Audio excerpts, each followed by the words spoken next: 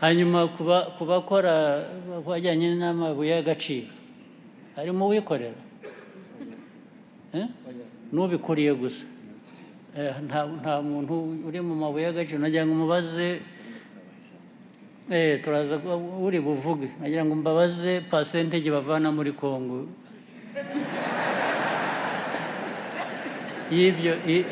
y'ibyo bacuruza baza kwibuka batubwire ni bingahe biva muri Kongo ni bingahe biva hano. Nyakubahwa Perezida wa Repubulika murakoze cyane kuduhereza uyu mwanya ngo tuganire. No kuduha uyu mwanya ntabwo ari uguhereza uyikosore bisubiremo habaye iki ikibazo ndakizi dufite ibyuma bibiri habaye iki bigera gutinda muri birebe habaye iki ikibazo ni iki ntabwo turakizana nyakubahwa Perezida wa Repubulika ariko habaye iki kugira ngo binanirane ikibazo ni iki imyaka yose nyakubahwa Perezida wa Repubulika ni icyuma habaye iki kugira ngo icyo cyuma kinanirane cyo kuba gihari. The Zoom TV 24 kanda aho hatukura handitse subscribe kugira ngo uzajye ubona n'izindi video utasanga handi.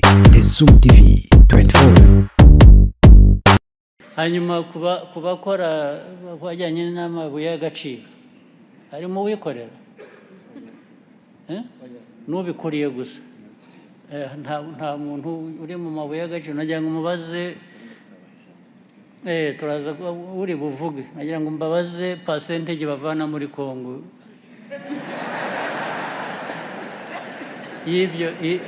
y'ibyo bacuruza baza kwibuka batubwire ni bingahe biva muri Kongo ni bingahe biva hano. Asante sana.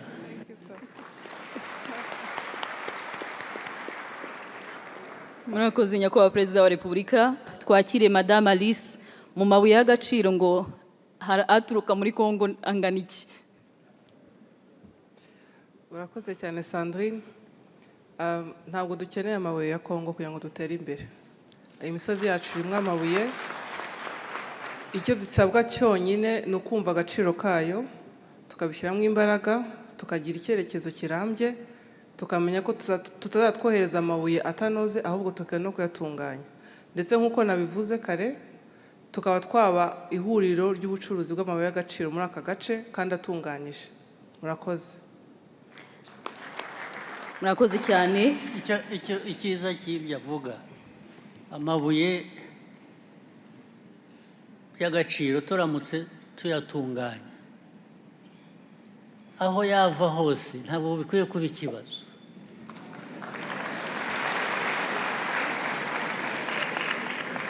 Kubera ko nujya gukurikirana abantu bose bari mu bucuruzi bw'ayo mabuye y'agaciro cyane cyane ibi bihugu biteye imbere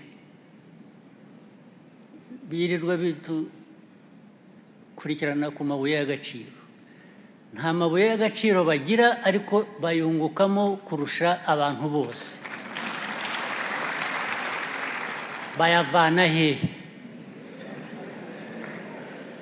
Ubwo ikinyuranyo ni ukuvuga ngo amabuye yacu tuvana muri Kongo tugeraho tukayatunganya ntihakagire asigara mu Rwanda igihe ari mu nzira azi iwacu nicyo biba bivuze gusa ariko arajya iwanyu kubera iki inzira yose agenda kuki hatagira ugira icyo avanaho.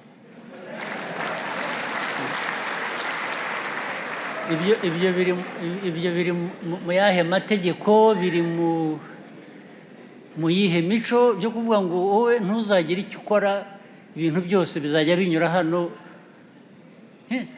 hari inziraga abantu barahakoresha abo duturanye nabo ibice bya Kongo ntabwo byose duturanye nabo kuri Eastern Congo ibiva Katanga ibiva Equateur ibiva hehe ntabwo binyura hamwe bifite indi mipaka binyuramo cyangwa se bigenda mu ndege ariko hano mu Eastern Congo usibye n'amabuye n'abantu barambuka bagafata indege hano bakajya iyo bajya.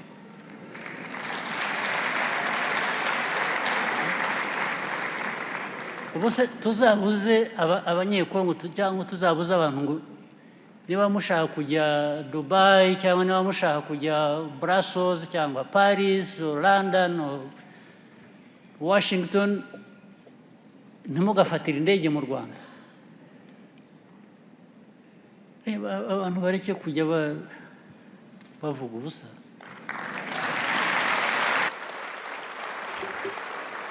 Nyakubahwa Perezida wa Repubulika, murakoze cyane kuduhereza uyu mwanya ngo tuganire. ni ukuduha uyu mwanya. Kuduha uyu mwanya ntabwo ari uguhereza. Uyikosore bisubiremo. Nyakubahwa Perezida wa Repubulika, murakoze cyane kuduha uyu mwanya ngo tuganire. Njye banyita Trésor Gashonga, ndi rwiyemezamirimo ukiri mutoya, mfite kampani bita Inshuti Foods Limited.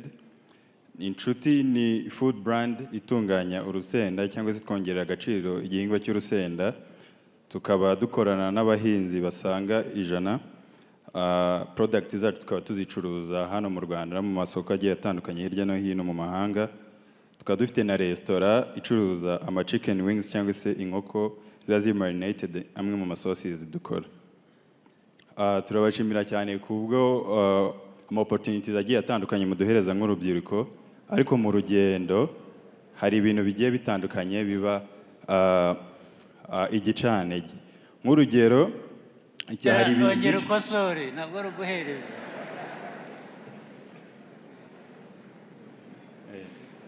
Turabashimiye cyane kubw'amahirwe atandukanye muduhereza.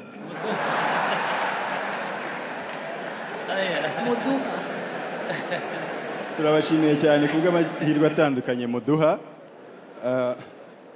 ariko mu rugendo hari ibintu bigiye bitandukanye biba ari imbogamizi.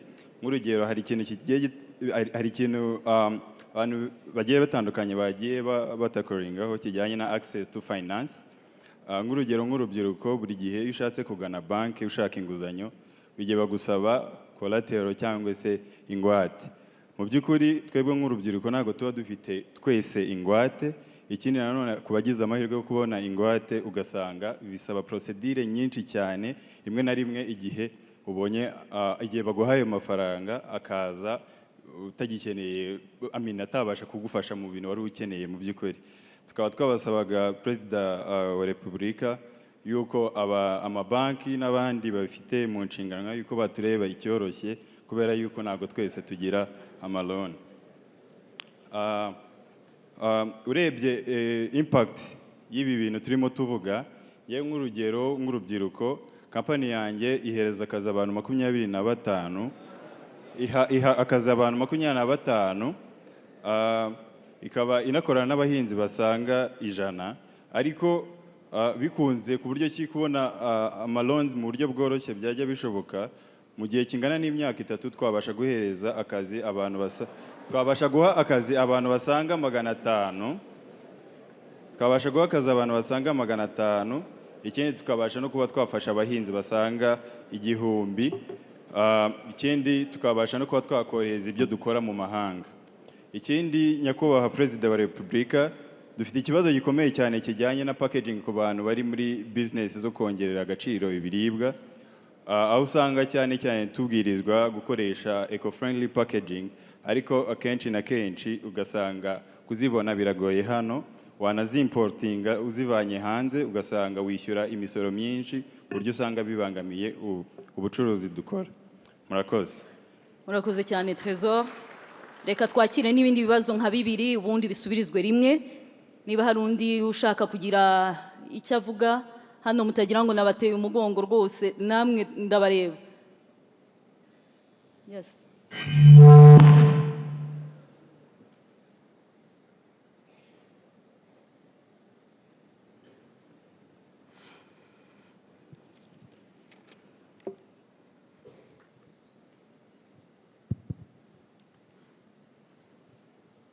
Muraho neza Nyakubahwa Perezida wa Repubulika, Nyakubahwa abayobozi b'igihugu, mbaje kubashimira cyane njyewe nitwa Krista Bizumuremyi nkaba ntuye mu Bubiligi. I'm a student who is aiming for a communication degree and a bachelor's. If you allow me, I will continue in English to express myself correctly. Before I start, murakoze nyakubahwa Perezida wa Repubulika, nitwa Mukasine Eliyada, ndi Nzirakurutwa mu karere ka Nyabihu. Nyakubahwa, ntewe ishema no kuba ngiye kubagezaho uburyo nakiriye impanuro mwaduhaye.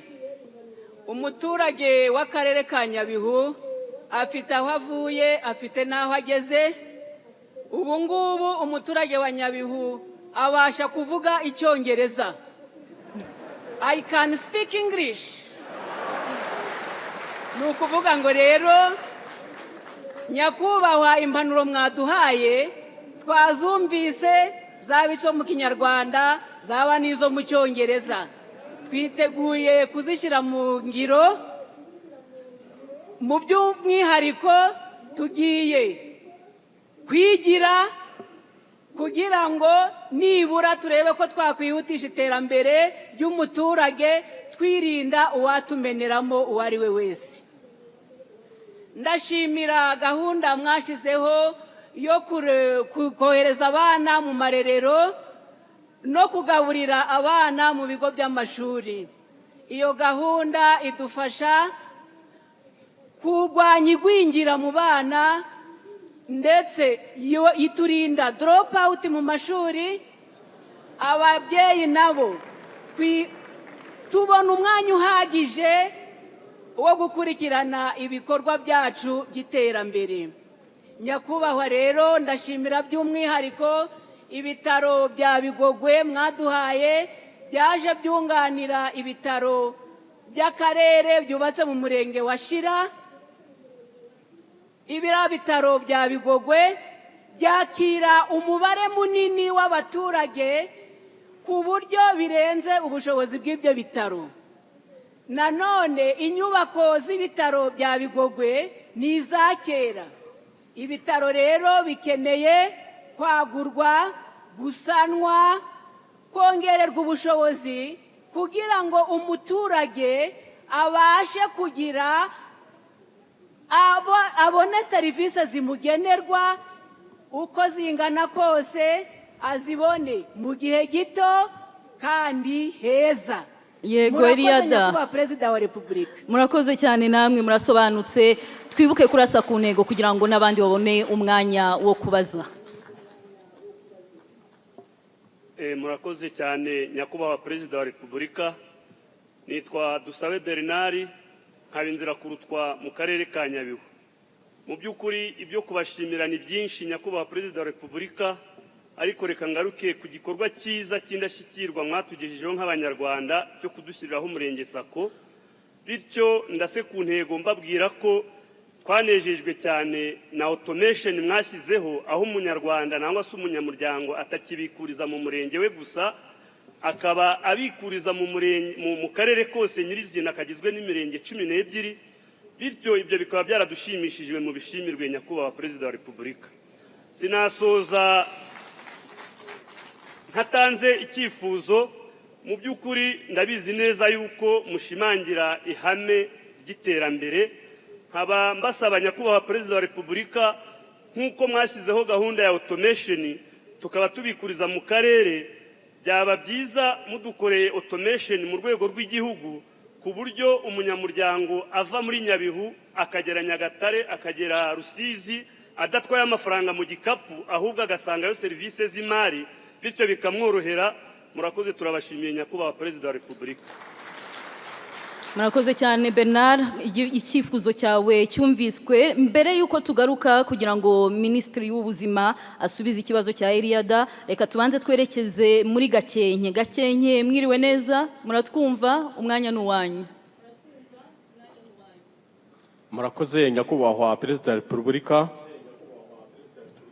Nitwa Niyonizeye Salomo, nkaba ndi umwe mu baturage batujwe mu mudugudu w'icyitegererezo wa Kagano ho mu murenge wa Muzo mu karere ka Gakenke, nkaba mpagurukijwe no kugira ngo nze kubashimira nyakubahwa Perezida wa Repubulika, ariyo mpamvu nsaba abantu bari hano kugira ngo bantize amashi kugira ngo mbashimire.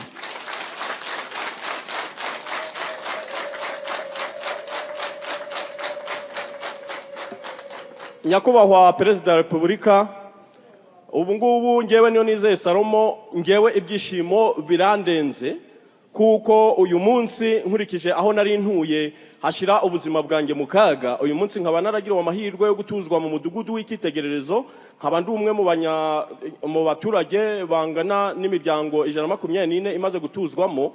Ariko uyu munsi ngewe kuba mpagaze ahangaha nuko bindenze, nukuvuga ngo u Rwanda rurimo rurushaho kugenda rundyohera, kuko muri iyi myaka 3 maze muri uyu mudugudu nibwo u Rwanda rundyoheye kurushaho, kuko indi myaka 39 namaze nayo maze ndi mu mubabaro. Ariko uyu munsi ndanezerewe kuko ndi mu mudugudu w'icyitegererezo, aho ndi kumwe n'abandi, kubwo aho narindi nari nsigaye ntuye ku musozi ndumwe, abandi baragiye bagenda bakahansiga kubera ko hari ibiza. Ariko uyu munsi nkaba ntuye ndi kumwe n'abandi. Nyakubahwa Perezida wa Repubulika, ndagushimira. Kandi nyakubahwa Perezida wa Repubulika, ndagushimira ko ubwo mukomeje gutekereza ku muturage, umudugudu dutuyemo uyu munsi ukaba uri kubakwamo n'agakiriro. Nanjye nkaba ndi ku ishuri ubu ndi kwiga kugira ngo nzakoreshe imbaraga zanjye mu gihe tuzaba twamaze gutuzwamo, agakiriro kamaze kuzura, nkazakoreramo ubusuderi, nanjye nkazarushaho kugumya kwiteza imbere. Nyakubahwa Perezida wa Repubulika, ntabwo navuga byinshi kuko mbivuza hari nafata ukwezi cyangwa se umwaka, kuko mu myaka 39 nari mbayeho nabi. Ibyo navuga ni byinshi cyane. Nyakubahwa Perezida wa Repubulika, icyo nsaba Imana ikukomereze, iguhe amagara mazima kugira ngo ukomeze kuyobora u Rwanda n'abanyarwanda. Murakoze, murakarama. Murakoze cyane. Twakwakira undi muntu umwe Gakenke tukabona kugaruka. Murakoze cyane nyakubahwa Perezida wa Repubulika. Amazina yanjye ni Mukashyaka Placide, nkaba ndi urubyiruko rwo mu karere ka Gakenke. Nyakubahwa Perezida wa Repubulika, turabashimira nk'urubyiruko amahirwe muhora muduha gushyiraho Youth Connect, tugaragaza ibikorwa byacu. Dufite imishinga mwadushyiriyeho n'amarushanwa y'Umurenge Kagame Cup, twese turayitabira, dukina umupira, gusiganwa ku maguru, aho ntakitwa Placide nsigaye nitwa Icyogere mu kwiruka, aho maze imyaka nembu wa mbere ku rwego rw'igihugu mu gusiganwa ku maguru, ndetse imidari n'amashimwe mpora mbyakira nyakubahwa Perezida wa Repubulika. Bityo bikaba byaramfashije kwiteza imbere, nkaba mfite business nkora, naravuye mu bushomeri.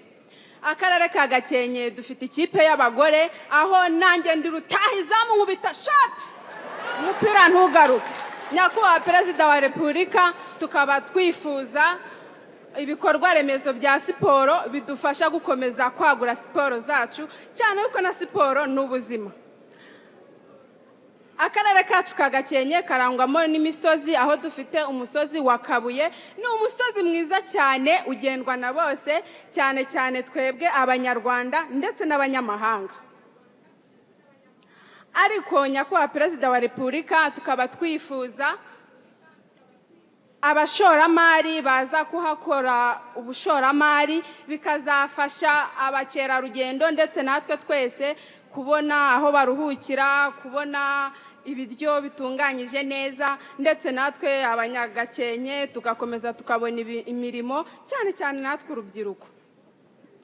Urakoze cyane rutahizamu. Uherutse inaha mu karere ka Gakenke ku itariki 14 z'ukwezi kwa 7 2024, mwatwemereye yuko muzagaruka tugasangira ikigage.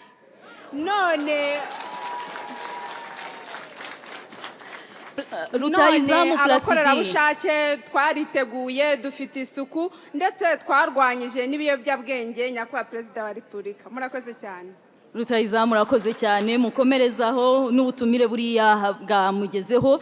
Reka tugaruke hano muri Kigali Convention Center. Hari ikibazo kigeze kubazwa ku byerekeranye n'amabuye y'agaciro, ndetse na nyakubahwa Perezida wa Repubulika aravuga ati ntabakora muri ayo mabuye y'agaciro uretse abayobozi muri urwo rwego bahari. Hari uwashatse kugira icyo abivugaho, reka tumuhe umwanya mbere ko twakira ibisubizo ku bibazo bimaze kuba. Murakoze nyakubahwa Perezida wa Repubulika. amazina yanjye nitwa niyo twagira Jean Damascene nkaba mpagarariye ihuriro ry'aborozi b'inka zitanga umukamo kandi umwuga wanjye ni ubworozi. Ubwo ubona mpagaze ahangaha nkunda inka ku buryo ubu zamaze kugera mu magufwa no mu mushokoro. Nyuma ya jenoside yakorewe abatutsi nta nka nari mfite, nta n'ikintu na kimwe nari mfite, ariko nyakubahwa Perezida wa Repubulika nahereye ku nka imwe noroye inteza imbere. Uyu munsi ngemura litiro zisaga 100 z'amata, kandi maze koroza aborozi bagenzi banje inka 24 bose zituruka iwanje kugira ngo nabo bagire amata. Tukaba rero tubashimira mu by'ukuri amarangamutima yanjye. Nta gihugu jewe nzi kigeze gikunda, kigeze perezida akunda abaturage bacyo nk'uko akunda abana be nk'uko dukunda. Icyo ni icya mbere. Icya kabiri, nta gihugu nzi umuturage yigeze aryama yikangura bakamuhamagara bati ngwino uje kwakira inka Perezida wa Repubulika yaguhaye binyuze muri gahunda ya Gira Inka. Nyakubahwa Perezida wa Repubulika rero, reka ngere ku cyo dukeneye. Mu by'ukuri gahunda zigenda neza mu bworozi bwacu, ariko muri iyi minsi gahunda yo guteza intanga ntabwo biri kugenda neza, kuko batubwira yuko zote ishinzwe kugira ngo irinde intanga idahari, ku buryo badusezeranije ko iyo tubajije batubwira ko hari uruganda ruzubakwa hariya mu karere ka Kayonza ruzafasha aborozi bo mu karere ka Ngoma na Kirehe no mu ntara y'Iburasirazuba. Urwo ruganda rero turacyarutegereje, ariko ntituzi ngo ruzaza ryari, ntituzi ngo ruzubakwa ryari, aborozi ntituzi ngo twakora iki. Ikindi cya kabiri ni uko twifuza ko nk'uko mu bindi bihingwa harimo nkunganire. Uyu munsi imiti y'amatungo irahenze cyane ku buryo kuvuza inka ari ikibazo ku mworozi. Tukaba twifuza ko ibiciro by'imiti y'inka byagabanuka kugira ngo umworozi yibonemo. Tukaba tunifuza yuko haboneka nkunganire kuri copo ibyuma bisya bisigazwa by'imyaka, nabyo tukabibona kuri nkunganire. Tukaba dusaba yuko twabona na nkunganire ku bigega bifata amazi yo ku mazu y'aborozi, kugira ngo nabyo tubibone kuri nkunganire ya leta, ku buryo aborozi twajya tubona amazi mu gihe cy'impeshyi. Murakoze, murakarama. Murakoze cyane Jean Damascene.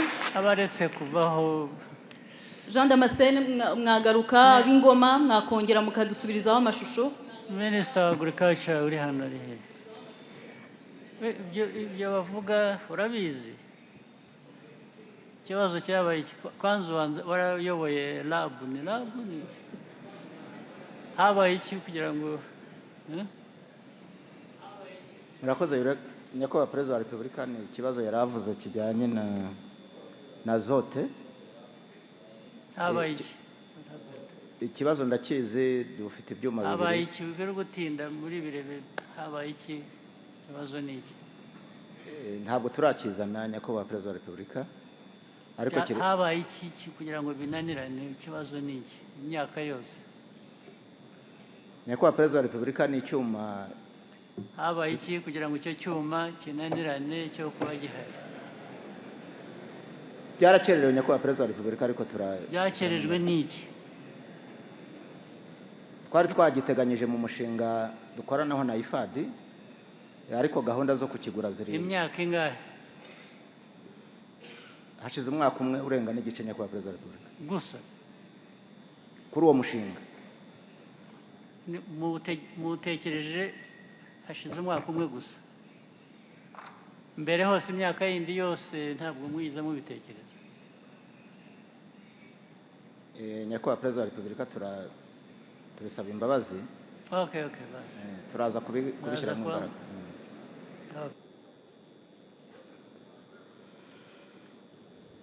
Turaza kugaruka no ku bindi bibazo babajije. Reka twerekeze Gisagara, hanyuma ibibazo bisubirizwe rimwe. Abagisagara mwiriwe neza muratwumva niba mwiteguye umwanya n'uwanyu.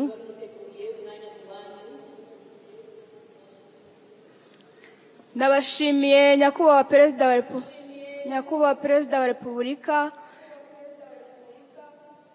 Nitwa Akineza Valentine, ndi rwiyemezamirimo, ndi umukobwa wihangiye imirimo, mwitinyuka.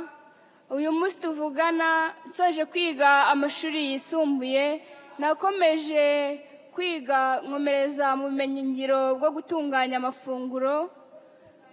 Maze gufata ubwo bumenyingiro bwo gutunganya amafunguro byamfashije kuba nariteje imbere. Ubu nkaba mfite resitora mu murenge wa Mamba, aho uyu munsi nkoresha abakozi 7 bahoraho, nkaba mfite n'abakozi 10 ba nyakabyizi. Nyakubahwa Perezida wa Repubulika, aho nakuye igitekerezo cyo kwihangira umurimo ndetse no kwiga ni mu nama nziza mutugira. Reka yaba ari Valentine n'abandi bakurikira, nyabuna turi benshi dukeneye kubaza, rasa ku ntego. Niba ari ikibazo, niba ari igitekerezo, uhita ukivuga. Murakoze cyane. Valentine, ikibazo wifuza kubaza ni ikihe cyangwa igitekerezo?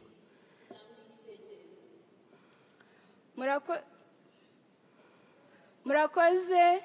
Nitwa Akineza Valentine. Igitekerezo cyanjye ni uko urubyiruko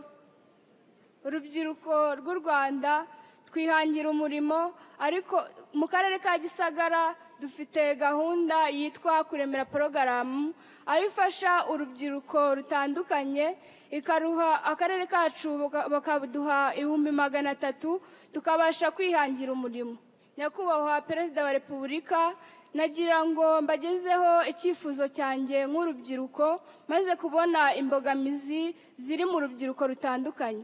Nyakubahwa Perezida wa Repubulika, kuko ngewe ayo mafaranga yangiriye umumaro, nagira ngo mbasabe ko gahunda yo kuremera porogaramu yagera ku rubyiruko rutandukanye rw'igihugu, aho byafasha urubyiruko rwinshi kwihangira umurimo, ndetse na ba bandi barira bavuga ko babuze igishoro. Nyakubahwa Perezida wa Repubulika, bakabasha kubona uburyo bwo kwihangira umurimo, bakava muri bwa bushomeri. Murakoze. Murakoze cyane Valentine. Twakwakira undi umwe.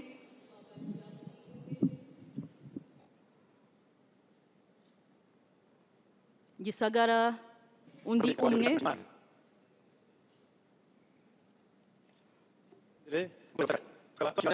Mu gihe Gisagara bari gutunganya amashusho, reka tugaruke. Gisagara mu gihe muri gutunganya amashusho no kwegeranya ibibazo neza mwifuza kubaza, reka tugaruke hano. Hari uwabajije wa Ngoma, yitwa Frank, abaje kubyerekeranye no kuhira, n'ubundi turagaruka kuri mwe Minisitiri w'Ubuhinzi n'Ubworozi. Murakoze Nyakubahwa Perezida wa Repubulika. Nibyo, muri Ngoma dufite umushinga wo mu cyanya cyuhirwa n'ubundi cya 22, ariko birumvikana ko nk'uko tumaze gukora gahunda yo kwagura ubuso bwuhirwa, ziriya zone zose zifite ibiyaga turashaka kuzishyiramo imbaraga. Numva rero no muri Ngoma naho hari muri korido yo mu burasirazuba, tuzakumya gukora inyigo naho tubashakira ubushobozi bwo kuhakora. Murakoze cyane. Hari ikibazo cyabajijwe cy'umuhanda wa Sake na Mugesera, Minisitiri w'ibikorwa remezo. Murakoze Nyakubahwa Perezida wa Repubulika. Frank, twamumenyesha ko hari gahunda turi gukorana n'uturere, aho tufite intego y'uko imihanda yose yo mu gihugu, cyane cyane imihanda itarajyamo kaburimbo, tuyishyiramo laterite, tukayinoza, tukayubakira inzira z'amazi, ku buryo imihanda ikoreshwa neza, umusaruro ukajya ku isoko, iby'ubworozi bigashobora kugera ku MCC, ndetse n'ubukerarugendo bukagenda neza. Tuzakorana n'akarere rero kugira ngo twumvikane uko dukora priorities n'iyo mihanda izagerwaho. Murakoze. Murakoze cyane. Reka turebe no ku mbuga nkoranyambaga. uru ni urubuga rwacu twese nk'abanyarwanda kugira ngo twungurane ibitekerezo. Niba hari abagize ibibazo babaza cyangwa ibitekerezo bohereza ku mbuga nkoranyambaga, mwabidushyiriraho kuri izi screen, hanyuma tukabirebaho. Hari uwitwa Mukunzi Penina yanditse kuri X avuga ngo dukumbuye vibes za UCI na campaign bayobozi. Ati bayobozi nta yindi show muri kudupangira. Abayobozi bapanga show ibyo ari byo byose, Minister utuma twishima, ngomba kutubwira niba tuzishima. Hanyuma kuri X nanone Uwimbabazi ati ndashimira nyakubahwa Perezida wa Repubulika kubwiriya mihanda y'icyatsi mwaduhaye, tuyikoreraho siporo tukabungabunga ubuzima, ni myiza cyane pe, ku buryo n'abantu basigaye bahaterera ivi. Ati mwatubabariye iriya mihanda y'icyatsi mukayikwirakwiza no mu gihugu hose koko.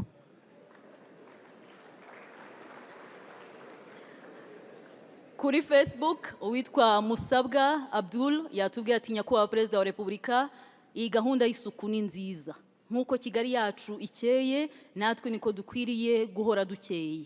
Ubundi ni iki kitubuza gukaraba neza, tukambara neza, tugasa neza, ubundi tukagenda duhumura neza vraiment. Ati tureke rwose guhumura nabi muri bus, ntabwo biri smart, ntabwo twaba abakire, ntabwo twagera muri 2050 muri 2050 tutari smart. Ubwo baravuga mu Kinyarwanda ngo habwirwa benshi hakumva beneyo. Ku byerekeranye n'imihanda ya siporo, Minisiteri ya Siporo cyangwa se ibikorwa remezo, ubwo mwakunganirana mukatubwira icyo muduteganyiriza. Murakoze nyakubahwa Perezida wa Repubulika. Nibyo koko hari gahunda yo kongera iriya mihanda ya siporo. Abanyarwanda barabibonye ko twahereye Nyarutarama dukurikiza Kimihurura, ubu turi kwitegura gutangira ku Irebero n'ahandi zakomeza hagere abanyarwanda bidagadure. Murakoze. Murakoze cyane. Hari indi comment? Hari uwifuza kubaza wo muri African School of Governance, akaba yitwa Mohamed Ndanusa, twamuha umwanya.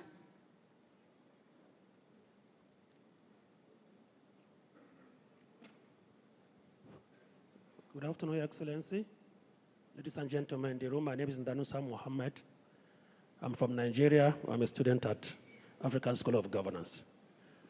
When the Prime Minister was making a review of economic performance in Rwanda, what struck my mind was 3 major sectors made major contribution: agriculture, industry, and service sector. Rwanda government has made frantic effort to make Rwanda a knowledge-based economy, particularly by attracting world-class institutions to Rwanda. And I think part of it is what I'm benefiting as a student of ASG. And I think that is really turning around the economy of the country. But what I want to suggest and ask the Honorable Minister for Education, if he's in the House, is English language, even though not the basics, because countries like India, China did not rely on English language to promote their business and economy, but yet English language has been seen as the language of doing business, language of communication, and language of transformation.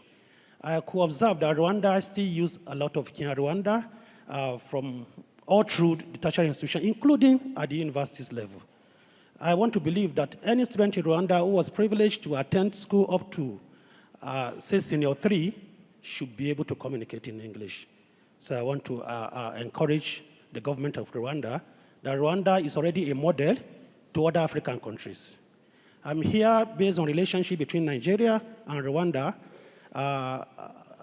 Nigeria and Rwanda has a good part in supporting Rwanda in terms of education by providing technical services in education to the Rwandan government. And what I observe is to scale up this relationship, Rwanda should deliberately increase the level of use of English in education. Thank you.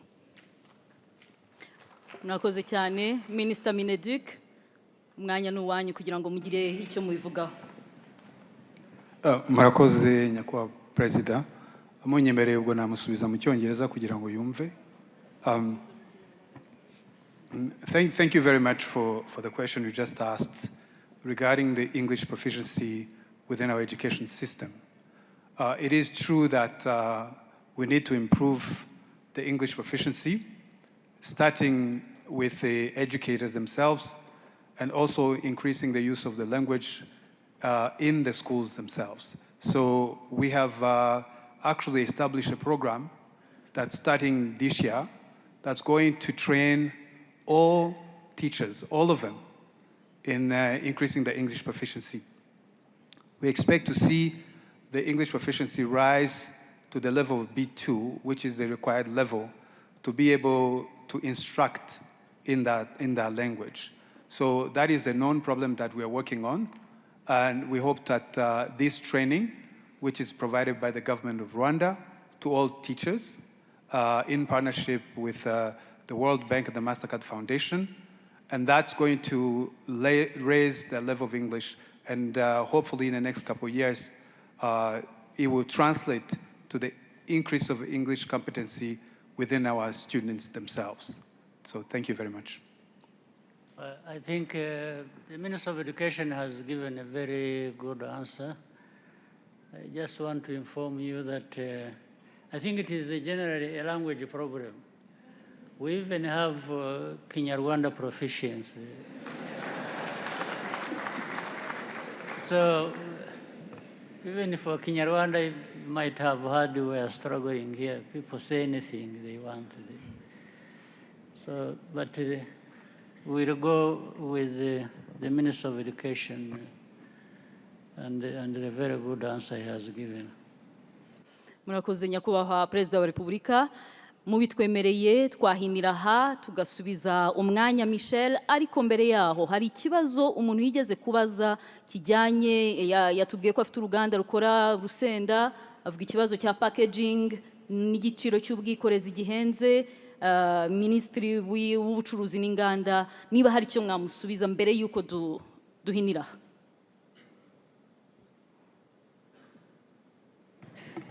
Murakoze nyakubahwa Perezida wa Repubulika. Ikibazo cya packaging ku bicuruzwa bikorerwa mu Rwanda bidafite ikindi byakoresha dukorana na Rema tukabikemura. Ndagira ngo icyo kibazo cye tuzagikurikirane. Dufite na team twashyizeho. Murakoze. Murakoze cyane Michel, umwanya n'uwanyu mbere y'uko tusoza inama. Murakoze Sandrine, ikiganiro cyacu natwe cyari cyasoje nk'uko nari nabivuze kare, nagira ngo nongere mbyibutse, cyari kigamije kwiga ku iterambere ry'ubukungu rirambye, cyane cyane hashingiwe ku ruhare rw'inzego za leta zitandukanye n'abikorera. Numva rero nk'uko twabyumvise, hari abajene benshi bafite business ntoya zishakisha cash nk'uko Minister Telesfo yabitubwiye. Turakomeza gushyira hamwe dufatanye kugira ngo dukomeze kwiyubakira igihugu cyiza gifite iterambere rirambye. Numva twahinira natwe. Murakoze nyakubahwa Perezida wa Repubulika, banyacyubahiro mwese banyarwanda, turabashimiye kuba mwaduteze amatwi. Murakoze. Murakoze cyane. Nk'uko nyakubahwa Perezida wa Repubulika yabitubwiye, kwigira niyo ntego, niwo mugambi, nizo nshingano twese dufite. Tugiye kuva hano dusubire mu mirimo yacu ya buri munsi, ariko nyamuneka ibyo twaganiriye ntibibe amasigara cyicaro. Buri wese aho ajya mu byabamo tugende dutekereza tuti ese ibyo nkora birazana ibisubizo ku banyarwanda cyangwa biradusubiza inyuma. Ngira nkugire rero dufatane mu kiganza, duhuze imbaraga, dukomeze kwiyubakira u Rwanda twifuza. Mwakoze nyakubahwa Perezida wa Repubulika.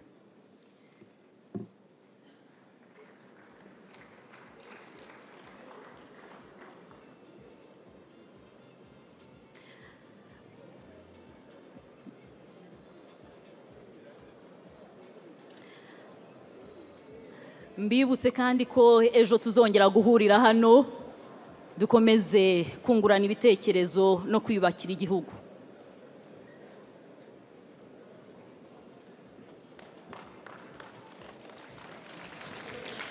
Nkuko rero mwabikurikiye naha umunsi wa mbere w'inama y'igihugu y'umushyikirano isorejwe aho rero yanatangijwe na nyakubahwa Perezida wa Repubulika Paul Kagame watangiye agaruka ku kwigira kw'Abanyarwanda. Adams. Yego, usibye kugaruka ku kwigira kw'Abanyarwanda yanagarutse no ku nshingano z'abayobozi ndetse no kuzibazwa mu gihe batazujuje Gloria. Nibyo sibyo byonyine kuko yakomoje no ku mutekano mu karere, agaruka ku kibazo cya Kongo, avuga ati iki ni ikibazo cyabo kuko Abanyarwanda twe dufite umurongo turiho kandi dukomeje urugendo. Yego, yanagarutse no ku ruhare rw'umuryango mpuzamahanga witarutse nkana iby'iki kibazo ukategeka kurwana ndetse ukirengagiza ikibazo umutwe wa FDLR uteza haba ku mutekano w'u Rwanda, aho bakomeje bavuga ko bashaje nyamara birengagije ko hari abato babo bakomeza gushyirwamo iyo ngengabitekerezo ya jenoside. Yego, Adams yanashimye aho u Rwanda rugeze, hari ibipimo nyakubahwa Minisitiri w'Intebe yagiye yerekana n'intambwe yatewe, ariko aravuga ati urugendo ruracyari rurerure, ntabwo dukwiriye kwirara.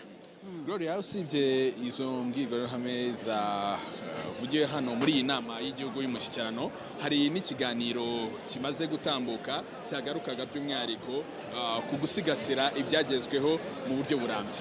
Yego, cyane cyane aha bibandaga ku bijyanye n'ubukungu burambye mu nzego zitandukanye, haba mu buhinzi, haba mu bijyanye n'ubucukuzi bw'amabuye y'agaciro n'izindi nzego zitandukanye. Gloria, ni twasoza tutavuze ko muri